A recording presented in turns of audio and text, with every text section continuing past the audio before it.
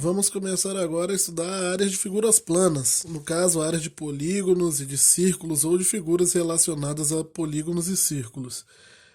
É, A primeira fala que eu tenho a dizer, a comentar, o primeiro comentário que eu tenho para dar sobre esse assunto é que a área de figuras planas, estudar esse assunto vai muito além de decorar essas fórmulas, porque acredito eu que a maioria dessas fórmulas, se vocês não têm elas já decoradas, vocês vão ver eu colocando aqui, vão lembrar. Então, resolver problemas envolvendo áreas não é um problema que normalmente as pessoas acham que tem, que é o de não decorar fórmulas. Vai além disso, vai de entender o como você vai ter que trabalhar essas fórmulas para calcular áreas de figuras.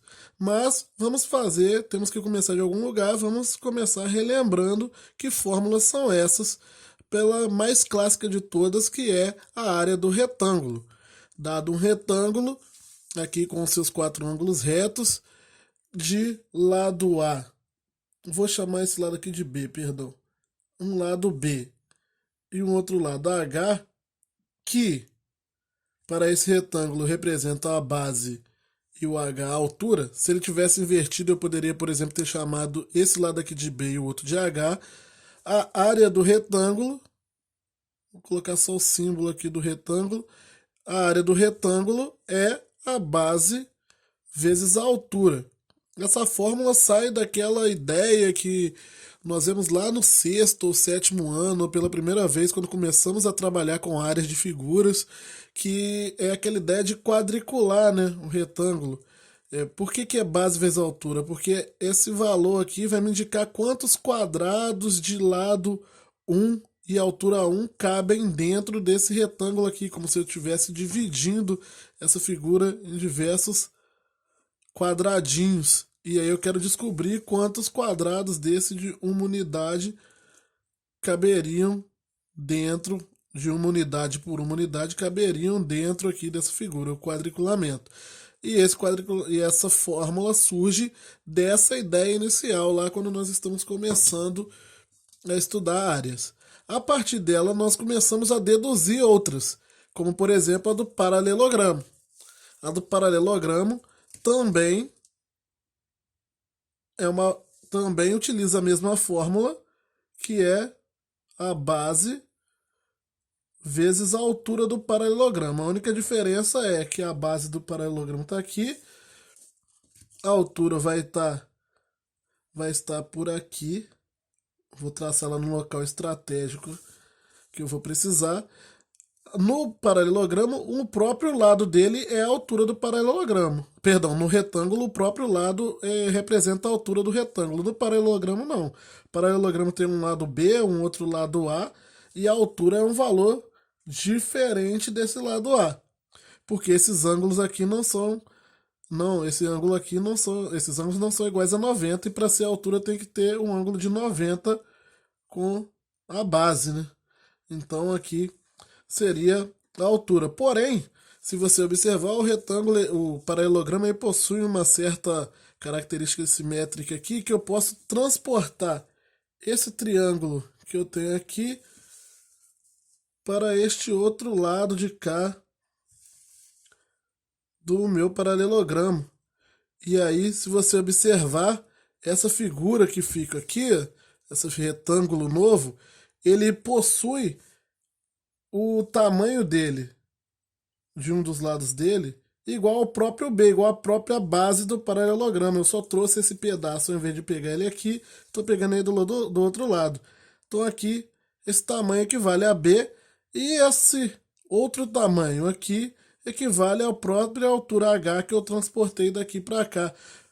Saindo dessa ideia, comparando a área do paralelogramo com a área do retângulo, que eu acho que seria a melhor ideia de demonstração. Não de demonstração, porque a demonstração teria que ser um pouco mais rebuscada, mas para vocês entenderem essa ideia do porquê que a área do paralelogramo é igual à área do retângulo, apesar da altura do paralelogramo não ser igual ao lado. A área do triângulo sai também de um outro fato intuitivo. Eu vou dar todas as demonstrações aqui mais intuitivas, tá, gente? Eu não vou entrar para demonstrações algébricas e rebuscadas, não, porque isso não vai trazer ganho nenhum para nós. É, só contas praticamente. Então, a ideia aqui da área do triângulo também é uma ideia intuitiva. A partir do momento que você pensa, pode pensar que um triângulo ele sai da divisão quando eu corto um quadrilátero em dois. Eu traço perdão, eu traço uma das diagonais de um quadrilátero, o que vai sobrar para mim será um triângulo. Serão dois triângulos, né?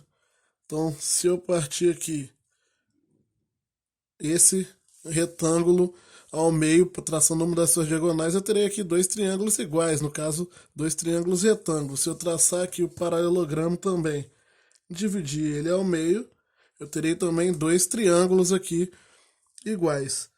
A área do triângulo, então, quando eu traço, quando eu divido, todo triângulo ele pode sair da divisão de um paralelogramo em dois triângulos iguais. Então, a área do triângulo equivale à metade da área do paralelogramo de onde ele surgiu. Se a área do triângulo equivale à metade da área do paralelogramo e a área do paralelogramo é base vezes altura, então a área do triângulo é base vezes altura dividido por 2. No caso desse triângulo que eu formei, se eu traçasse a altura aqui referente ao lado a área desse triângulo aqui seria A vezes H, vou chamar de H1, tá? Essa área é 1 sobre 2. Se eu traçasse a altura para o outro lado, vamos supor referente ao lado B, que eu vou chamar de H2, a área do triângulo seria B vezes H2 sobre 2. E se eu traçasse a altura aqui referente ao lado C, seria o C vezes H3 sobre 2. A base será a base que eu vou utilizar, eu vou ter que ter como referência a altura que eu tracei. Então eu tenho três alturas para o triângulo, eu terei três formas de calcular essa área do mesmo triângulo, pegando cada um dos lados dele como a base e a altura referente àquele lado. A outra figura seria o losango. O losango ele é aquele paralelogramo que possui duas diagonais que se cortam, né? Formando aqui ângulos de 90 graus. Então tem uma diagonal maior e uma diagonal menor. Elas se cortam aqui formando um ângulo de 90. Serão quatro ângulos de 90. E o tamanho aqui, vou traçar por fora, da diagonal menor estaria mais ou menos por aqui. O tamanho da diagonal maior seria aproximadamente aqui. Chamando de D maiúscula diagonal menor, D maiúscula diagonal maior, D minúsculo a menor. Então a área do paralelogramo, se você observar, ela equivale à área desses dois triângulos aqui. Poderia pegar, por exemplo, o triângulo que tem em cima mais a área do triângulo que tem aqui embaixo. Se eu pegar como referência a diagonal menor. E calcular a área de um desses triângulos é uma coisa simples, levando como referência as diagonais. Eu posso pegar, por exemplo, esse triângulo de cima, calcular a área dele e multiplicar por 2 e você vai ter com isso a área do losango. Então, eu quero a área do losango. A área do losango é igual a 2 vezes a área desse triângulo. Aqui, vou pegar o de cima aqui como referência. Só que você tem que observar que esse triângulo aqui, a altura dele está aqui, ó, que equivale à metade da diagonal maior. Está aqui no meio do triângulo, do losango, perdão. Então, a área dele vai ser a base desse triângulo, que é D, a própria diagonal menor, seria esse pedaço todo aqui, base, vezes a altura que é D sobre 2, dividido por 2 isso aqui, né? Então vai ser 2 vezes base vezes altura sobre 2. Aqui está a área do triângulo. Só que são dois triângulos, então 2 vezes isso. Logo, a área do paralelogramo, Ih, meu Deus. A área do losango vai ser duas vezes. Agora aqui, ó. D vezes D vai ser base menor vezes base maior sobre 4, né? Por quê? Porque aqui vai ser D vezes D sobre 2 dividido por 2 de novo. Então vai ser D vezes D sobre 4. Então a área do losango é 2. Cancela com 4. É a base menor vezes a base maior sobre 2. Ou, acho que nos livros aparece mais como base maior vezes base menor dividido por 2. Seria essa a ideia que está por trás da área do losango. E para o trapézio, também eu vou usar triângulos como referência para criar aqui uma fórmula para a área do trapézio. O trapézio ele possui uma base menor, uma base maior e ele vai possuir aqui uma altura, né, em algum ponto aqui dele. Depois eu vou traçar essa altura no lugar melhor quando eu precisar. Observe que o trapézio também pode ser dividido em dois triângulos, porque ele é um quadrilátero, todo quadrilátero pode ser dividido em dois triângulos. Então a área do trapézio é a soma dessas duas áreas desses dois triângulos. Mas observe que, se você traçar a altura aqui desse triângulo que tem a base maior do trapézio como base do triângulo, estou pegando agora esse triângulo aqui, a área desse triângulo, vou colocar a altura H aqui, a área desse triângulo ela vai ser B vezes H sobre 2. Só que se você observar, o triângulo que tem aqui para fora, o outro que está em branco, se eu traçar a altura dele aqui, a altura dele daria aqui por fora, né?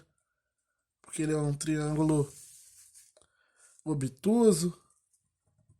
Então, a altura dele daria aqui, que é a mesma altura, se você observar, que é do trapézio também. Então, a área desse triângulo aqui, ó, seria a base dele, que é essa base menor do trapézio, vezes a altura sobre 2. Então daria base menor vezes a altura dividido por 2.